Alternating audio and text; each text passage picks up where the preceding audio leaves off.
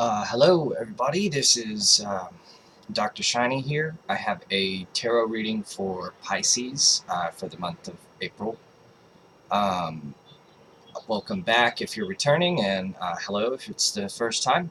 Um, I'm going to uh, I'm going to consider going to mid-monthly readings as well as the monthly ones. So I would do 2 readings a month instead of just the one. Let me know in the comments if you would like that, if you feel it would be something, if you would need that many in a month, or if you like the 1 month, and I'll try to see what people think and try to decide going forward. But I'm going to get straight into your reading today. So for your current situation, I have the Eight of Swords. Okay, and the Eight of Swords is sort of this energy of feeling trapped. Like there's no way forward, like no matter what you do, you're just sort of screwed a little bit. And it's important to know with this card that it is a self-inflicted energy that you're experiencing. This is not something that is necessarily as bad as you are choosing to perceive it. So in other words, you're keeping yourself locked in this box some way by making an assumption like you can't. You're thinking that you don't really have options that you do have. You're thinking that it would be outrageous or unacceptable, or that you shouldn't do something a certain way. But this is one of those opportunities when it's actually necessary for you to. So it's like, oh, I couldn't be selfish. I couldn't do that. I have to give everybody else everything first. But you get to a point where once you've gone really far on that scale, everyone is simply just taking advantage of you. So you have to sort of like push back and say like, no, enough is enough. I want mine, and I'm not going to give it to you. You know what I mean? And so that's like me. When I was younger, I felt a tremendous amount of pressure to be good, to be perfect, to be the best person that I could be. And somewhere along the road, I saw, or I felt inhibited by that nature. I felt that others around me weren't learning, or weren't learning the lessons of how to be good, because they just saw everybody who followed good as a sucker. You know what I mean? And so I found that there's like a tremendous amount of value in sin itself, as long as it's not even within the confines of any particular religious ideology, it's valuable for sin to occur because it provides you a teaching tool. So it's not like one sin from one person is going to condemn them. It's not like um, doing one thing wrong is going to just make everything fall apart. But what it does is it serves as an example to others why it's a good thing, or we'll put it this way: like punishment for a crime is probably not going to deter a criminal from committing a crime, but what it might deter is somebody who is considering committing a crime who has not before. It might deter them from actually committing a crime. You see what I'm saying? So anyway, that's a long explanation of that first beginning part, so let's get on to it. But anyway, the general idea is that you're trapped by your own feelings and thoughts. There's options that you're not considering. Like sometimes it's okay to stand up for yourself, to yell at somebody even when you would never do that. You know what I mean? And the fact that you sort of misbehave in such a controlled and precise manner may make it acceptable in the eyes of people around you, who will then lend you their support. You know what I mean? So sometimes, even when you feel like you can't stand up for the issue that you need to, just do it. When you feel like there's no other way out, just do it, and see what happens. Just kind of ride the wave. What's crossing you or influencing you is the Seven of Cups. I'm trying to get these so you can see them. Seven of Cups is about being sort of feeling like there are all these influences tugging at you that are telling you to do all sorts of different things, and they all look really enticing. You believe that you should follow what these influences are saying, but you have to sort of pick one.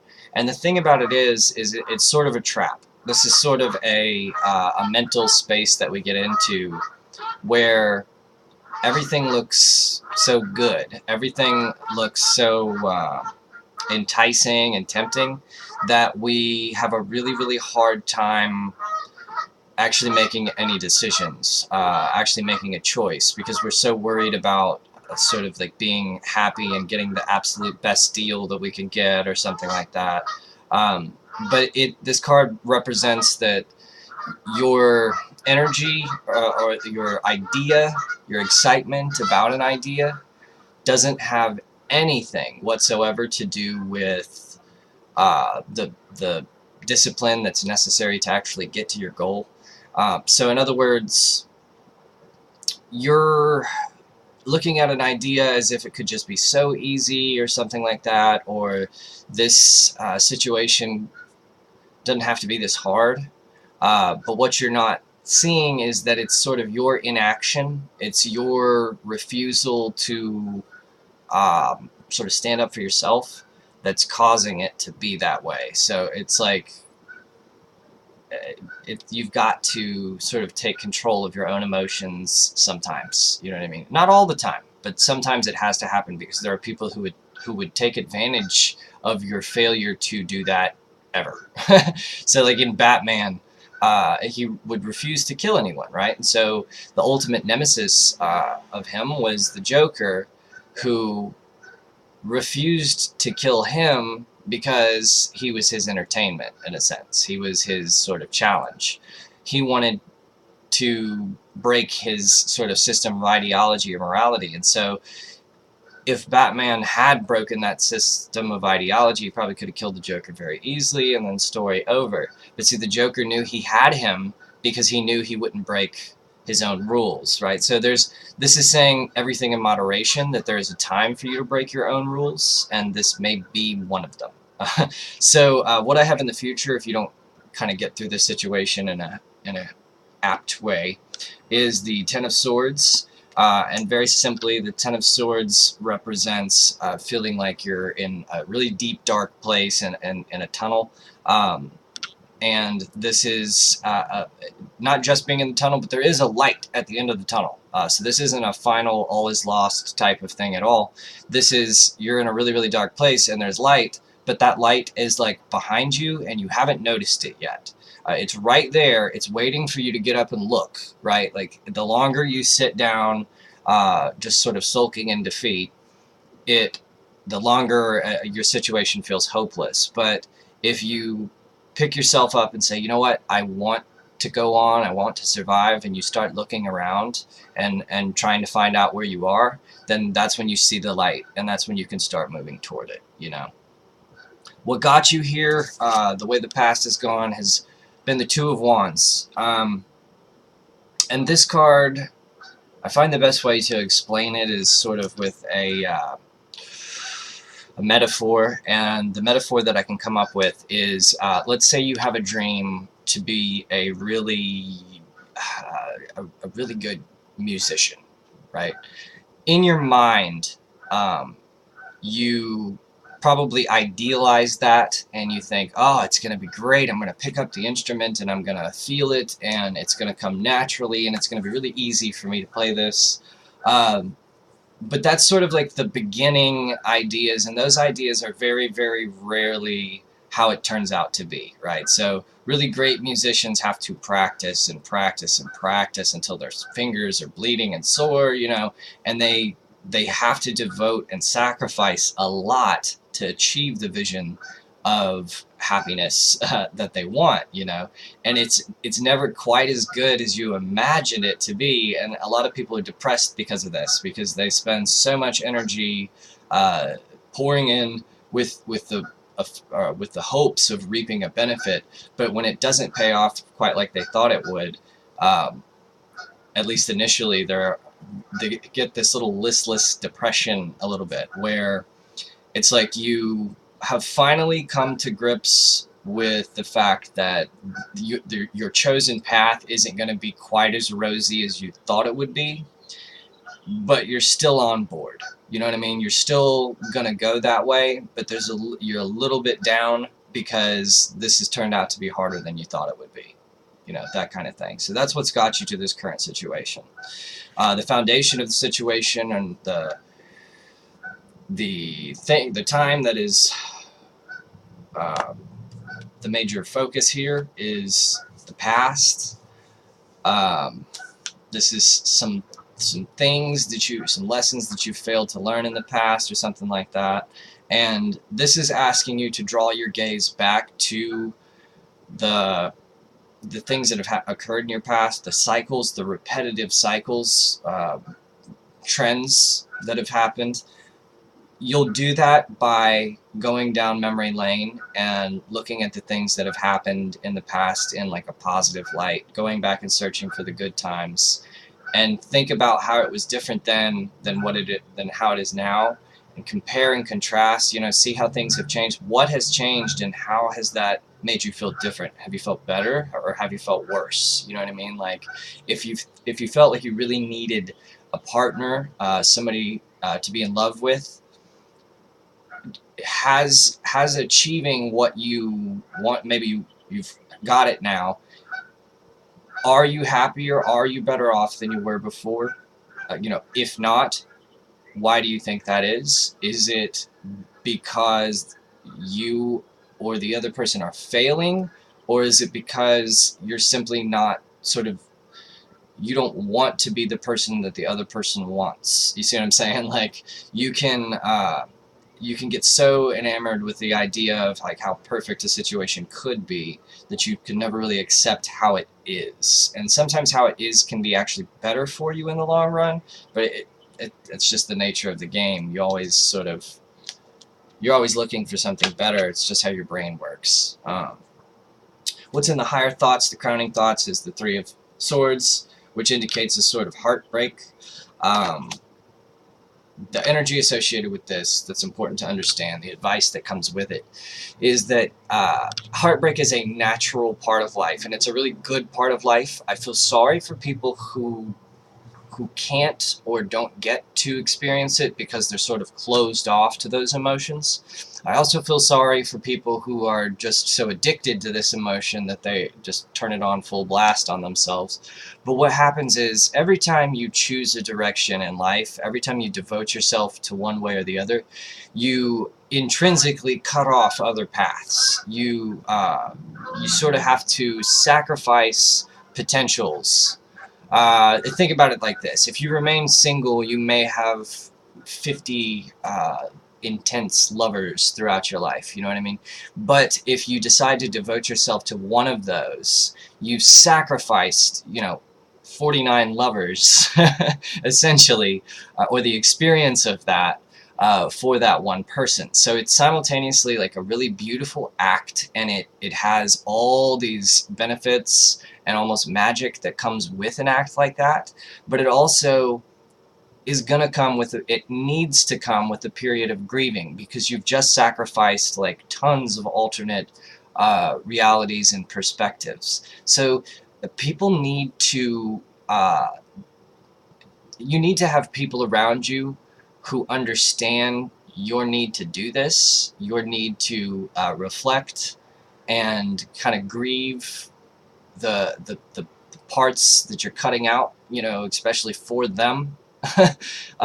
So don't settle for a person who won't allow you to do that, and who constantly throws this up in your face and makes you feel like you have a problem or something like that. Because those people don't have your best interests in mind. They're really concerned with themselves, what they can get out of your love, not what they can give. You know what I mean? And it doesn't make them a bad person. It just means that they are sort of immature emotionally. They don't understand the total point of emotions, that it's not just about what makes you feel better. It's about being able to ride wavelengths with other people so that you can help them through their problems. And you can't do that if you're constantly just all the way up in the joy state all the time. You have to be able to come down and follow the wavelength of another person, so that you can sort of bring their wavelength up. And in the process, you bring yours up as well. Now for the current advice for the situation, it is the King of Wands. And this is a person who is able to sort of motivate and influence people very well. It's interesting, this is because the wands or the kings have a more masculine energy about them, but the King of Wands specifically um, has a more feminine appearance. Now he's using his will consciously. He's uh, using his abilities and everything to arrange his environment, to get things done, to get where he wants to go, and to teach others how to do the same. So he's using it. It's not just totally influential or manipulative or anything like that, but his power, the way that he travels through life, is by sort of encouraging people to bring out better versions of themselves. And what he finds is that when he does that, those people are then better to him. And so his position is sort of elevated up. So it's about finding ways to motivate people, to teach people to be better people. And in that process, you will find that your environment becomes better. Everybody around you becomes better to you because you've sort of taught them a lesson on why it's important to be good. You know what I mean? You've shown them that way. And so that's your advice for the current situation. Be a good example, stand out for what's right and how people should act, or what people really should care about. So don't feel bad about what you do care about because it's not the same as everybody else. Instead, teach them why it's important for somebody to care the way that you do, you know? Your current environment is the Ace of Cups. And this means that surrounding you is like the total opportunity for emotional fulfillment. So what this makes me believe or think has happened is something has happened that feels like a pain, like a prick right in the middle of the heart. It feels like it's sort of killed you inside just a little bit. But what you have to understand is that along with the process of death comes the process of rebirth. And when you are reborn, you're reborn understanding the experience of the previous life. And we're not talking about actual previous lives in this context, but like whenever you have a massive ideology shift, it's almost as if the old you died and a new one is born. And you get like an instant download of all the memories of that past life, but now you get a chance to sort of figure it out over again. So all around you right now is the opportunity for emotional fulfillment. And I think that what that means is that what you need to do is recognize that everything is good. Everything is awesome. You have the potential for happiness in anything that you wish to follow, that you wish to pursue. So this is going to be about your mindset shifting and understanding that what looks like a tremendous heartbreak is actually like a beautiful opportunity. Maybe you were stuck with a person who was just not going to be the person that you needed them to be, and you loved them so much, you wanted it to be so you were sort of stuck between a rock and a hard place where you don't want to leave them because you love them, but you know that they'll never make you as happy as you could possibly be, so it's just cognitive dissonance, right? Now you're free, right? Now you're free of that situation, and if you learn from that situation, if you learn what got you there and you sort of navigate that space better the next time around, you'll be able to tell ahead of time whether or not this is going to turn out exactly the same way as it did last time. You'll be able to see the signs. You'll be able to know how to navigate better, you know? So your fears card is the Knight of Swords. And the Knight of Swords is somebody who is sort of charging in, like act first, ask questions later, you know, shoot first, ask questions later.